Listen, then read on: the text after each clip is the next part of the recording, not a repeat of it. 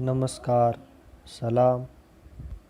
आज हम BA second year के निसाब में शामिल किताब शहपारे में अज़ीज़ लखनवी की गज़ल नंबर 3 का मुताला करेंगे। देख कर हर दर्रो दीवार को हैरा होना, देख कर हर दर्रो दीवार को हैरा होना, वो मेरा पहले पहल दाखिल जिंदा होना। शायर फरमा रहे हैं कि जब मैं पहले पहल क़ैद खाना में डाला गया तो वहाँ के दरो दीवार को देख कर मैं हैरान व परेशान हो उठा, क्योंकि यहाँ के महबूब के जुल्म व सितम की दास्तान न होगी और यही दास्तान हमारी ज़िंदगी का बेशकीमत सरमाया है। इसी वजह से मैं परेशान हो उठा। काबिल दीद है इस घर का भी वीरां होना, काबिल दीद है इस घर का भी वीरां होना, जिसके हर गोशे में मख्वी था बयाबा होना। शायर खानाए दिल के वीरान होने पर कह रहे हैं कि इसका वीरान होना भी काबिल दीद है कि जहाँ कभी खुशी और चहल पहल रहा करती थी, अब सिर्फ महबूब की वजह से, लेकिन इस मोहब्बत के नशे में इस दिल की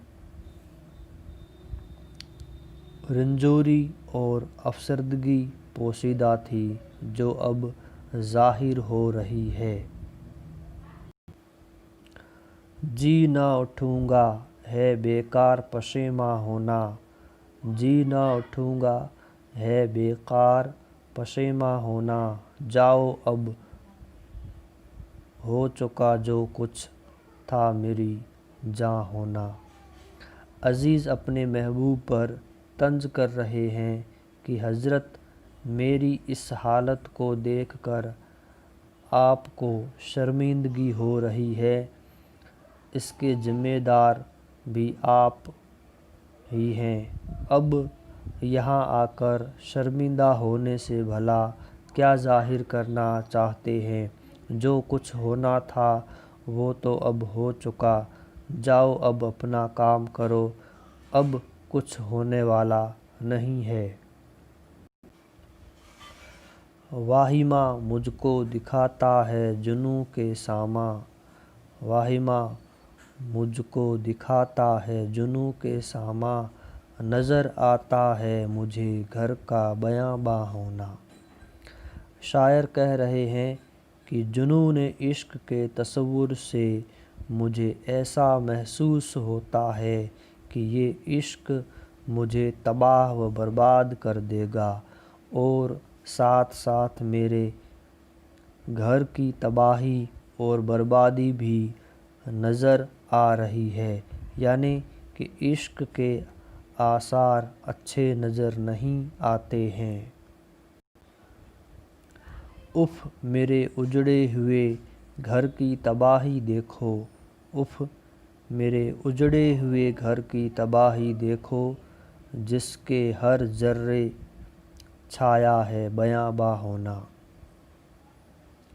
शायर कह रहा है कि मेरे तबाह हाल घर की तरफ देखो कि किस तरह से ये बर्बाद व तबाह हुआ है।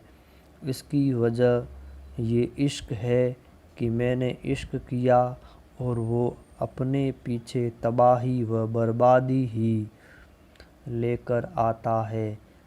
अपने इश्क करने और घर के तबाह होने पर अफसोस कर रहे हैं। हादसे दोनों ये आलम में अहम गुज़रे हैं, हादसे दोनों ये आलम में अहम गुज़रे हैं, میرا مرنا تیری زلفوں کا پریشاں ہونا۔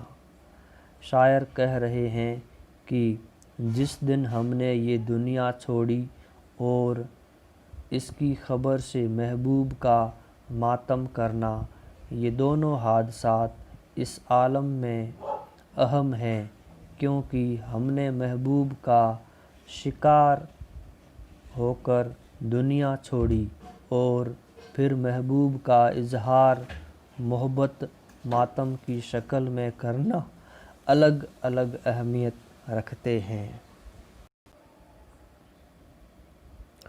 الحذر گورے غریباں کی ڈرونی راتیں، الحذر گورے غریباں کی ڈرونی راتیں، اور وہ ان کے گھنے بال پریشان ہونا۔ شاعر اپنی موت کے بعد قبرستان کی ویرانی اور تاریک راتوں سے خوف زدہ ہے اور خدا کی پناہ مانگ رہے ہیں، لیکن دوسری طرف وہ اپنے محبوب کی تکلیف اور رنج کو بھی برداشت نہیں کر پا رہے ہیں کہ میری موت کے بعد میرے محبوب کی غم میں کیا حالت ہو گئی ہے۔ رات بھر سوز محبت نے جلایا مجھ کو، رات بھر سوز محبت نے جلایا مجھ کو، تھا مقدر میں چراغ شب ہجراں ہونا۔ شب وعدہ محبوب کی محبت نے ہم کو رات بھر بے قرار رکھا، گویا کہ ہمارے مقدر میں شب ہجراں کا چراغ بننا تھا، جو کہ رات بھر اکیلا ہی جلتا رہا، لیکن محبوب نہیں آنا تھا، سو نہ آیا، بس رات بھر سوز محبت سے بے قرار رکھا۔ کیوں نہ بہشت میں بھی پابند محبت رہتا، کیوں نہ بہشت میں بھی پابند محبت رہتا، تھا بیاباں میں تجھے قیدی زندہ ہونا۔ اپنی دیوانگی کے بارے میں کہہ رہے ہیں کہ اپنی بہشت میں محبت کا پابند رہا، کوئی ایسی حرکت نہ کی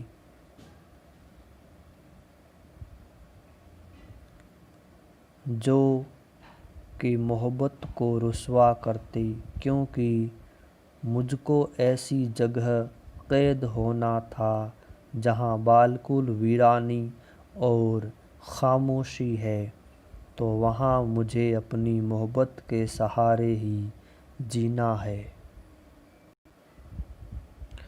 ہوگا ایک وقت میں یہ واقعہ تاریخی، ہوگا ایک وقت میں یہ واقعہ تاریخی، یاد رکھنا میرے کاشانہ کا ویرانہ ہونا۔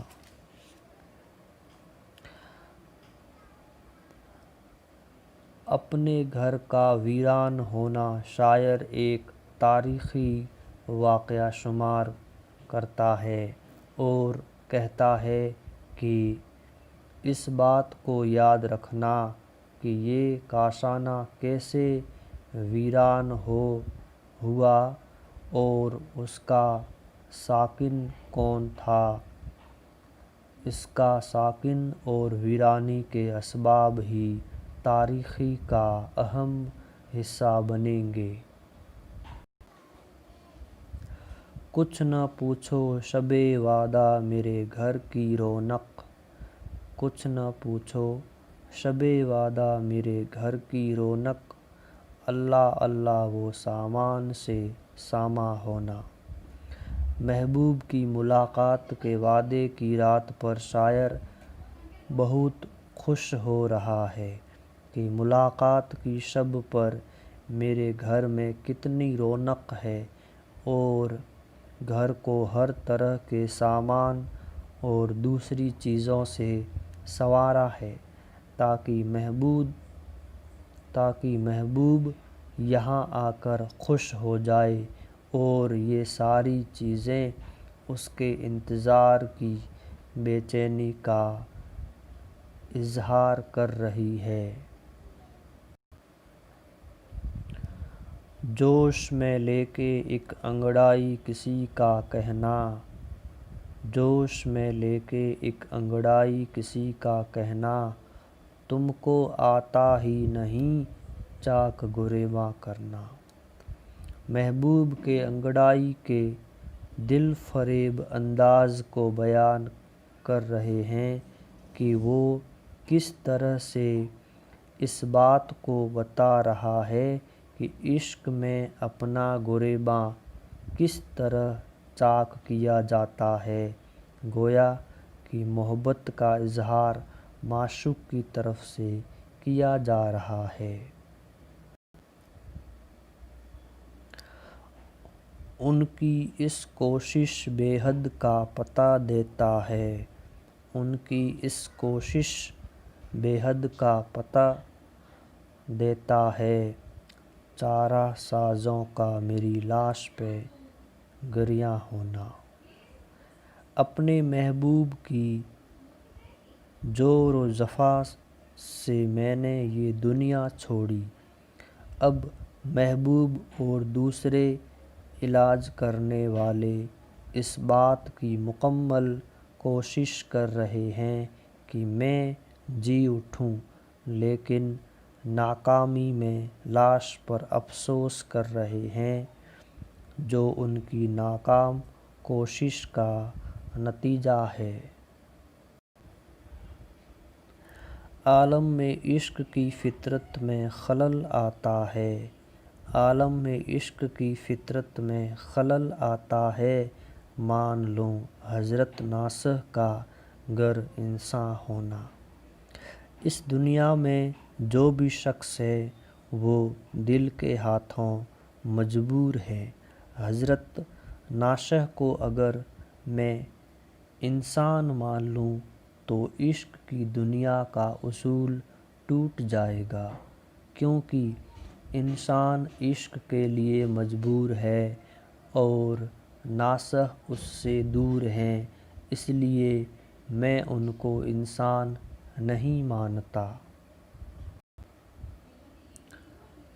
سرخ ڈورے تیری آنکھوں کے الہی توبہ، سرخ ڈورے تیری آنکھوں کے الہی توبہ، چاہیے تھا انہیں پیوست رگ جان ہونا۔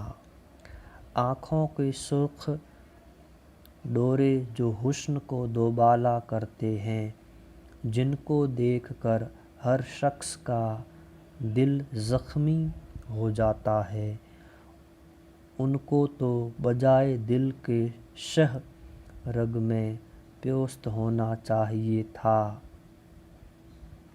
جس سے جان پر بنی رہتی، تب ہی عشق کا سچا مزہ آتا اور انسان اس کی تکلیف سے تڑپتا رہتا۔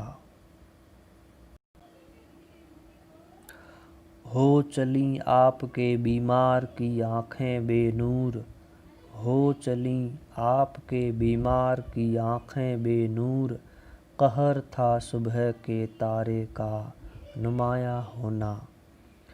محبوب سے شاعر یہ بتا رہا ہے کہ آپ کے بیمار غم کی آنکھیں آخری شب میں انتظار کرتے کرتے تھک گئیں، لیکن آپ نہیں آئے۔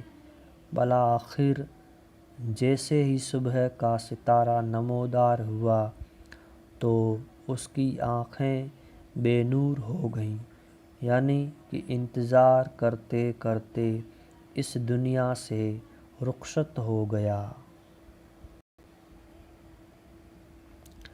میں کروں ضبط ادھر ان کو پسینہ آئے، میں کروں ضبط ادھر ان کو پسینہ آئے، چاہیے تھا یوں غم پنہاں کو نمایاں ہونا۔ اپنی طاقت ضبط کے بارے میں شاعر فرما رہے ہیں کہ ان کی تمام جور و جفا میں برداشت کر رہا ہوں۔ اس جفا کے ساتھ ان کو گھبراہٹ میں پسینہ بھی آ رہا ہے کہ نہایت سخت جان ہے، اور یہی غم ان کے چہرے سے پسینے کی شکل میں ظاہر ہو رہا ہے۔ اللہ اللہ یہ سلیقہ تیرا اے شعلہ طور، اللہ اللہ یہ سلیقہ تیرا اے شعلہ طور، کس طرح تو نے چھپایا ہے نمایاں ہونا۔ کوہ طور جس نے کہ اپنے رب کی تجلی اس کے حسن کو اپنے اندر چھپایا تھا، اس کے اس سلیقے کی تعریف کر رہے ہیں کہ واقعی کس طرح سے خدا نے اپنے حسن کا اظہار کیا اور تو نے اس کو اپنے سینے میں رکھ لیا۔ ان سے کرتا ہے دم نزع یہ وصیت عزیز، ان سے کرتا ہے دم نزع یہ وصیت عزیز، خلق روئے گی مگر تم نہ پریشان ہونا۔ شاعر اپنے معشوق کو یہ وصیت کرتا ہے کہ میرے اس دنیا سے کوچ کے وقت ساری دنیا میرے غم میں افسوس کرے گی، لیکن تم ہرگز بھی ایسا نہ کرنا، کیونکہ اگر تم نے ایسا کیا تو پھر مجھے تکلیف ہوگی۔ یعنی کہ مرتے وقت بھی شاعر محبوب کی خوشی کا سامان کر کے جا رہا ہے۔ شکریہ۔